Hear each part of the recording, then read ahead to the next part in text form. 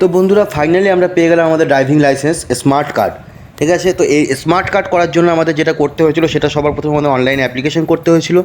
সেই অ্যাপ্লিকেশন প্রসেসটি যেটা আছে সেটা কিন্তু আমি ডেসক্রিপশন বক্সে লিঙ্ক দিয়ে দেবো, সেখান থেকে তোমরা দেখে নিতে পারো যে কীভাবে অ্যাপ্লিকেশন করতে হবে। আর অ্যাপ্লিকেশন করার পরে কী কী করতে হয়েছিল সেগুলো কিন্তু আমি আজকের ভিডিওর মাধ্যমে তোমাদের দেখাবো। তো সবার প্রথমে আমি কার্ডটা তোমাদের দেখিয়ে দিই। এই কার্ডটি কিন্তু ঠিক এইভাবে পোস্ট হয়েছে আমাদের ট্রান্সপোর্ট ডিপার্টমেন্ট থেকে। ঠিক আছে, তো এই কার্ডটি সবার প্রথমে আমি ওপেন করে নেব। এখানে ভিতরে কিন্তু শুধু একটি অ্যাড্রেস প্রুফ হিসাবে বাই পোস্টের জন্য একটি অ্যাড্রেস প্রুফের কাগজ দিয়েছে, যেটা অ্যাড্রেস লেখা আছে সম্পূর্ণ আমার নাম থেকে শুরু করে আমার ডিটেলস অ্যাড্রেস দেওয়া আছে।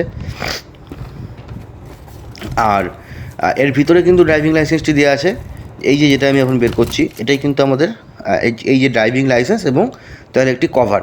এই লাইসেন্সটা কিন্তু সম্পূর্ণ পিভিসি কার্ড। ঠিক আছে, এবং এই লাইসেন্সটি মেন যেটা রয়েছে সেটা হচ্ছে কিন্তু এই লাইসেন্সের যে চিপ কার্ডটি। ঠিক আছে, এইটাই কিন্তু মেন ইনক্লুড হয়েছে স্মার্ট কার্ডে, তাছাড়া আর কিছু নেই।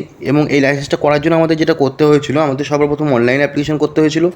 অনলাইন অ্যাপ্লিকেশন করার পরে সেই অ্যাপ্লিকেশন ফর্ম, পেমেন্ট রিসিভ এবং আমার ভোটার কার্ড, আধার কার্ড আর original driving licence, voter card, Aadhaar কার্ডের জেরক্স কপি এবং অরিজিনাল ড্রাইভিং লাইসেন্সটা কিন্তু সেই ফর্মের উপরে পিন আপ করে যেই তোমাদের যে আরটিও আছে, আরটিও অফিস আছে, সেই আরটিও অফিসে গিয়ে কিন্তু জমা দিতে হবে।